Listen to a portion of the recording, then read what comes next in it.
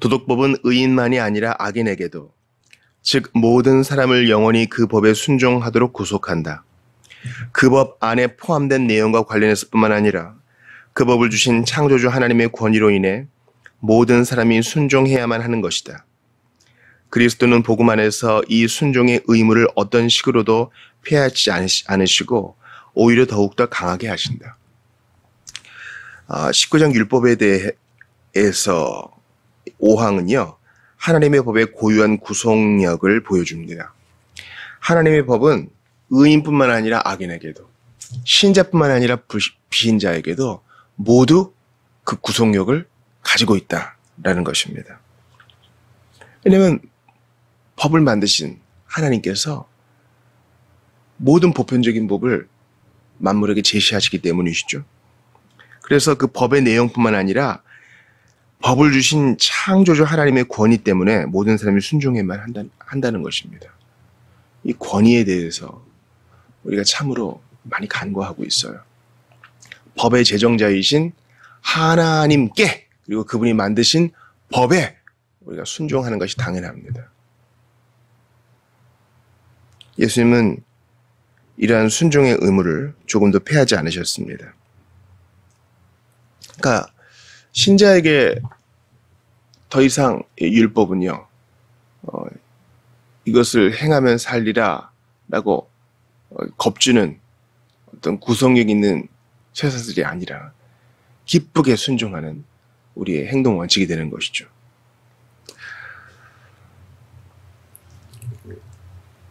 야고보서 2장 10절에서 12절을 봅시다. 누구든지 온 율법을 지키다가 그 하나를 범하면 모두 범한 자가 되나니 간음하지 말라 하시니가 또한 살인하지 말라 하셨은즉 네가 비록 간음하지 아니하여도 살인하면 율법을 범한 자가 되느니라. 너희는 자유의 율법대로 심판받을 자처럼 말도 하고 행하기도 하라.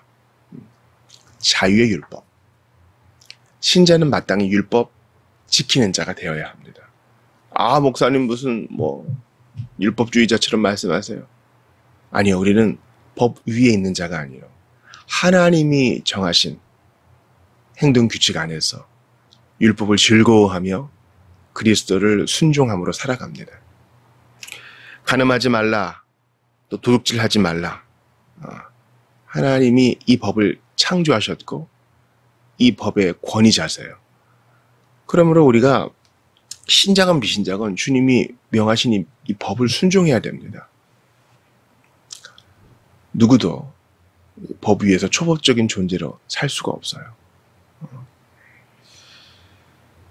마태복음 5장 17에서 19절 봅시다. 내가 율법이나 선지자를 폐하러 온 줄로 생각하지 말라.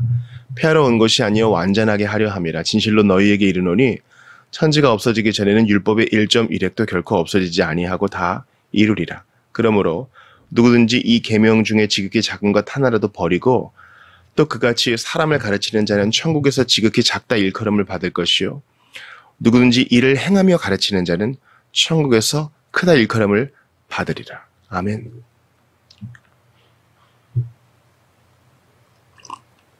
여러분, 예수님이 이 율법을 높이세요. 이 도덕법을 높이신다고요. 이 도덕법을 버리는 자는 천국에서 작다 일컬음을 받을 것이고 행하며 가르치는 자는 크다 일컬음을 받을 것이다. 율법이나 선지자 폐하러 온 것이 아니라 온전하게 하러 오셨다. 율법의 1.1획도 결코 없어지지 아니하고 다 이룰 것이다.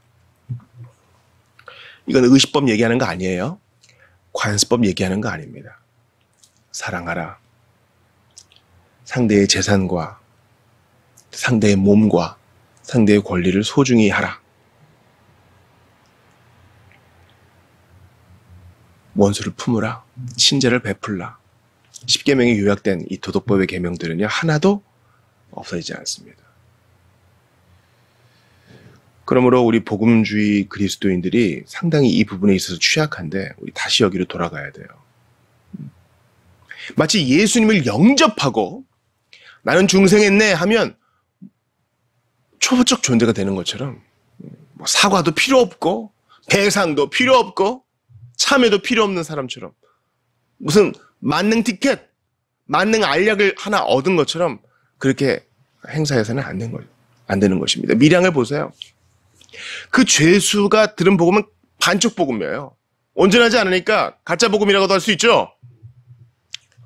어떻게 상대방에게 용서도 구하지 않고 나는 용서받았네 하면서 살 수 있습니까? 이건 바른 복음이 아니에요.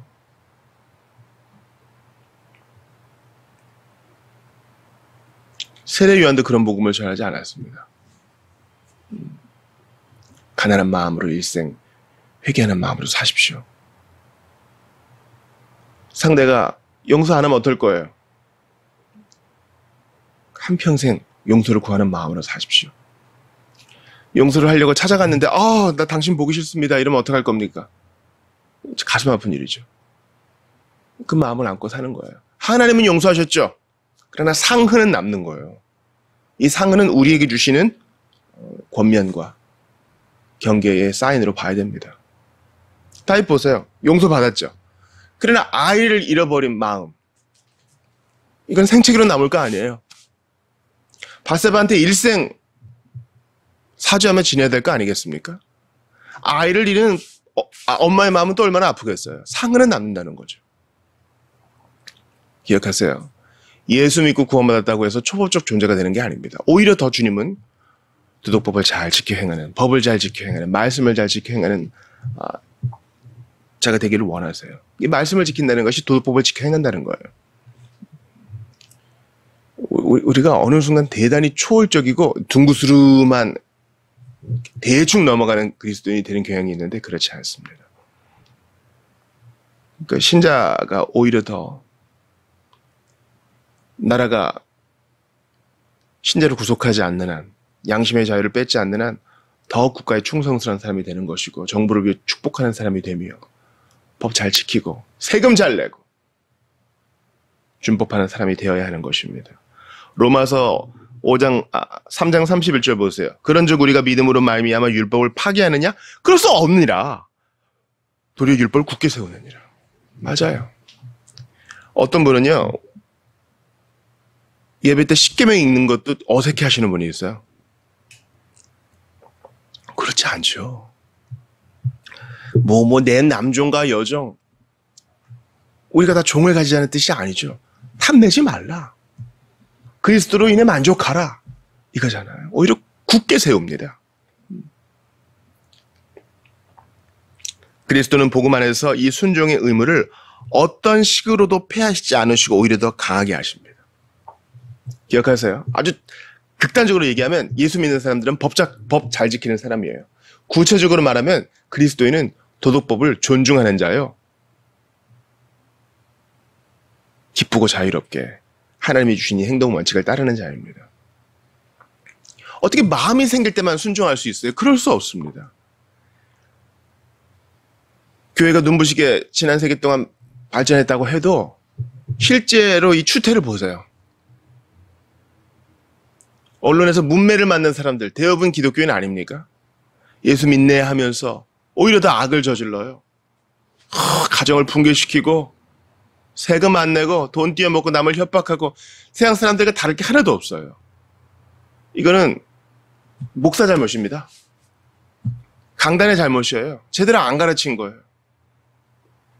받는 것으로 녹봉 받는 것으로 족한 줄 알아라.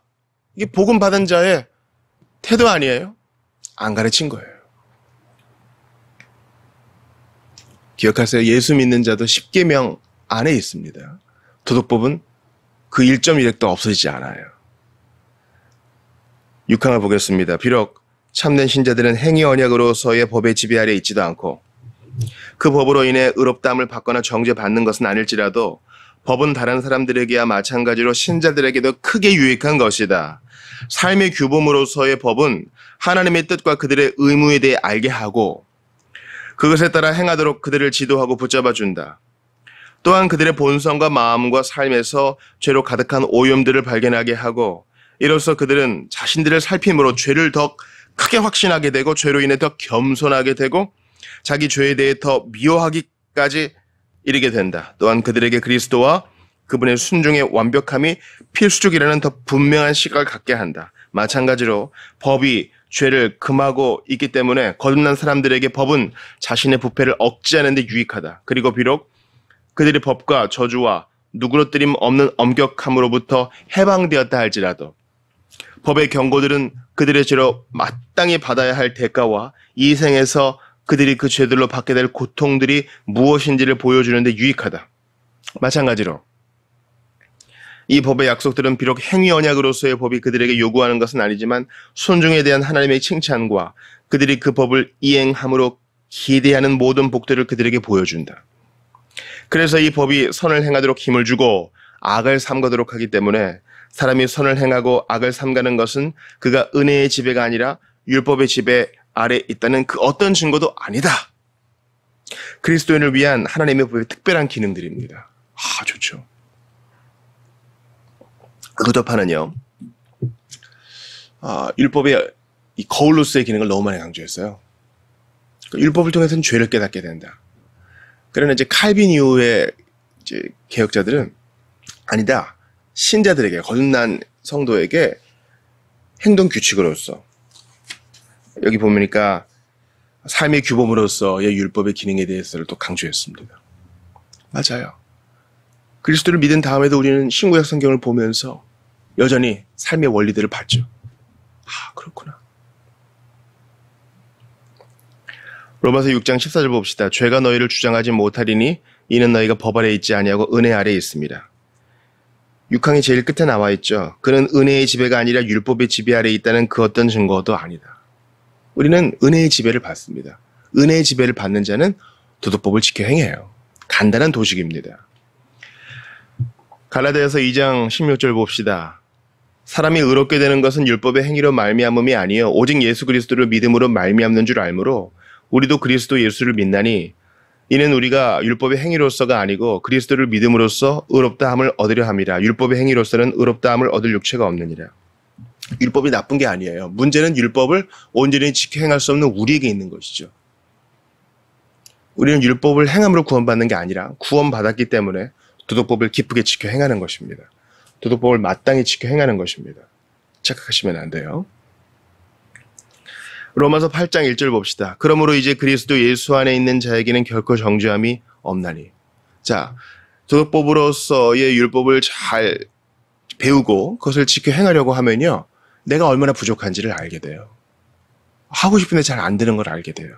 그러면서 신앙고백서가 얘기한 것처럼 그리스도의 순종이 얼마나 탁월한가. 율법을 모두 행하신 그리스도의 적극적 순종이 얼마나 탁월하고 아름답고 유익한가를 알게 된다는 거죠. 로마서 10장 4절 보세요. 그리스도는 모든 믿는 자에게 의를 이루기 위하여 율법의 마침이 되시니라. 율법을 끝냈다는 게 아니에요. 율법을 온전히 순종하시다는 뜻이에요. 유혹 받으셨으나 죄가 없으시기에 온전히 순종하셨습니다. 십자가에서조차, 금식하셨던 때조차, 육체가 한계에 몰리셨을 때조차 율법의 마침이 되실 정도로 그분은 순종하셨습니다. 그러니까 율법을 제대로 가르쳐야, 도덕법을 제대로 가르쳐야 그리스도를 더욱더 알아가고 사랑하게 되는 거예요. 로마서 3장 20절 보세요. 그러므로 율법의 행위로 그의 앞에 의롭다 하심을 얻을 육체가 없나니 율법으로는 죄를 깨달음이니라. 그렇습니다. 율법은 우리를 깨닫게 하고 또 율법은 거듭난 자에게 행동 지침을 주지만 우리는 그것을 온전히 행할 능력이 없고 오직 그리스도 안에서만 다 행한 자로 인정받는 거예요. 그리고 우리도 이제 그 안에서 하나둘씩 행해 나가는 것입니다. 로마서 7장 7절 보세요. 그런즉 우리가 무슨 말을 하리요? 율법이 죄냐? 그럴 수 없느니라.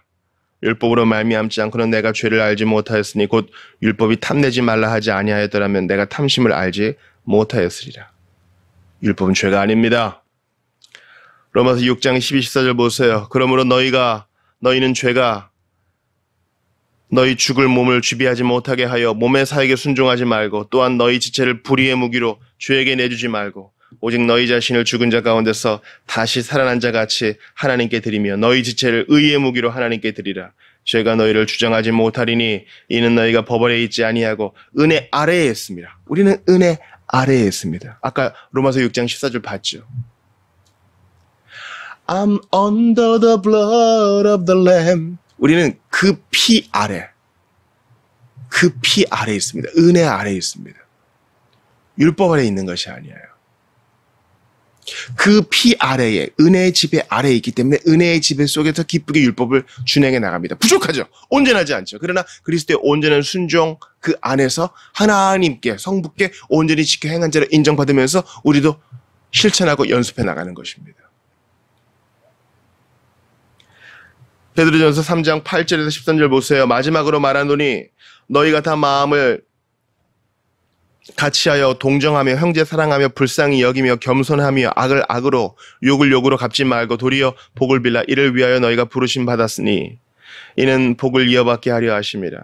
그러므로 생명을 사랑하고 좋은 날 보기를 원하는 자는 혀를 금하여 악한 말을 그치며 그 입술로 거짓을 말하지 말고 악에서 떠나 선을 행하고 화평을 구하며 그것을 따르라. 주의 눈은 의인을 향하시고 그의 귀는 의인의 간구에 기울이시되 주의 얼굴은 악행하는 자들을 대하시느니라 하였느니라. 또 너희가 열심으로 선을 행하면 누가 너희를 행하리요. 주님은 이러한 베드로 사도의 권면이 가능하게끔 우리에게 도덕법을 행하라 요구하세요. 열심으로 선을 행하라. 이것을 위해 구원받았느니라. 부족하지만 다시 일어나서 행하라. 주님 말씀하십니다. 이것을 행하고 또 행하려 함으로 그리스도를 더욱더 사랑하고 알아가게 되는 것입니다. 그리스도의 순종과 그리스도의 희생을 더욱더 생각하게 되는 것입니다. 더욱 은혜 아래 거하게 되는 것입니다. 율법과 은혜는 같이 가요.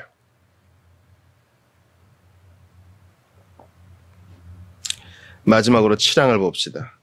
앞에서 언급한 법의 용도는 복음의 은혜에 반대되는 것이 아니라 오히려 그것과 잘 부합한다. 그리스도의 영이 사람의 의지를 복종시키고 힘을 주어 율법에 드러난 하나님의 뜻이 행하라고 요구하는 것들을 자발적으로 기꺼이 행하게 하신다. 아멘. 성령께서는요, 우리를 엉뚱한 데 돌아다니게 하는 것이 아니라 율법에 드러난, 도덕법에 드러난 하나님의 뜻을 행하게 하시고 그걸 행하고 싶어 하게 하세요.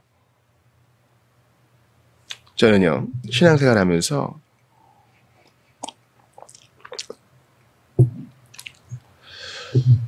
실수를 많이 저질렀어요. 잘못을 많이 저질렀어요. 죄를 많이 저질렀어요. 온전한 이런 이해가 없었기 때문이죠. 이렇게 부족한 중에 거하고 있을 때 하나님께서 제 눈에 보여주신 사람들이 있어요. 그들은 뭐 나 구원받았는데 나팔 부는 사람들이 아니에요. 뿌리를 깊이 내린 나무처럼 그 자리에 있으면서 자기 일을 묵묵히 해내는 그리스도인들이었어요. 그들은 단적으로 말하면 오늘 우리가 신앙고백서에서 배우는 바 하나님의 법을 지켜 행하는 사람이었어요. 도덕법을 지켜 행하는 사람이었다고요. 기뻐 뛰고 찬양하며 노래하며 점프하고 눈물 흘리며 액션이 과한 사람들은 아니었어요. 그런데 깊이 뿌리를 내려서 벗어나지 않아요. 잠깐 방황해도 다시 돌아와요. 그리고 자기의 일들을 해요. 예배 출석이나 하나님을 섬김이나 또 기도회의 기쁜 의무나 하나님의 말씀을 사모하는 것이나 야, 나에게 없는 것이 그들에게 있구나. 저는 그들을 통해 많이 배워요. 기억하세요. 예수를 믿는다는 것은요, 율법에 드러난 하나님의 뜻을 행하는 거예요. 성령께서 우리를 그렇게 인도하세요. 갈라디아서 3장 21절 보세요. 그러면 율법이 하나님의 약속들과 반대되는 것이냐? 결코 그럴 수 없느니라. 만일 능히 살게 하는 율법을 주셨더라면 의가 반드시 율법으로 말미암았으리라. 율법과 하나님의 약속은 반대되지 않습니다. 율법을 모두 행하신 그리스도, 하나님의 약속대로 오신 그리스도는 율법을 모두 행하셨습니다. 의식법과 관습법을 폐하시고 그 알맹이만 남게 하셔서 오늘날 우리에게도 너도 따라 행하라 요구하십니다. 즉 오늘날 우리의 용어로 말하면 말씀을 지켜 행하는 자가 되게 하려 하심이에요. 에스겔 36장 27절 봅시다. 또 내 영을 너희 속에 두어 너희로 내 율례를 행하게 하리니 너희가 내 규례를 지켜 행할지라. 이게 바로 참 신자의 모습이 되어야 하는 것입니다. 만약에 신자라고 하면서 계속 말씀을 어기고 법을 어기고 하나님의 규례를 지켜 행하지 않는다? 그는 참 신자가 아니에요. 주님이 이렇게 행하고 싶은 마음을 주세요. 거듭난 사람의 얘기를 들어보세요. 뭐라도 하고 싶어요. 그때 가이드라인이 딱 주어지죠. 신자로서 어떻게 살아야 되는지 신약 성경 속에 다 나와 있어요. 구약성경 속에서도 찾을 수 있어요. 십계명을 배우게 돼요. 유리문답을 배우면서 어떻게 하나님께 감사하며 살아야 되는지 아는 것입니다. 기억하세요. 성령께서 율법을 사용하세요. 하나님의 영이 도덕법을 사용하세요. 그러므로 오늘도 그 율법을 즐거워하여 그 율법을 주야로 묵상하며 지켜 행하는 여러분들 다 되시기를 주의 이름으로 축복합니다. 율법은 사랑으로 온전함을 이루었어요. 예수님이 우리를 향한 그 사랑은요, 사랑해 외치는 걸로 끝나지 않고 율법의 마침, 율법이 요구하는 것들을 다 지켜 행하시고, 또한 이 율법을 지켜 행하지 않는 자에게는 저주가 임할 것이다, 사형이다. 이것도 주님이 다 감내하셨죠. 주님은 행함으로 구원을 이루셨어요. 마찬가지로 오늘 우리에게도 말씀하십니다. 너도 행하라. 사랑을 행하라. 그런 마음이 올 때까지 꿈쩍 안고 있을 거야. 그러지 말고 친절을 베풀라. 자상한 말을 하라. 품어 안으라. 용서하라. 이게 바로 도덕법에 거하는 신자의 삶의 태도입니다. 우리는 못해요. 성령께서 우리를 그렇게 인도하실 것입니다. 그 인도하심에 전적으로 굴복하여 순종하는 여러분들 다 되시기를 주의 이름으로 축원합니다.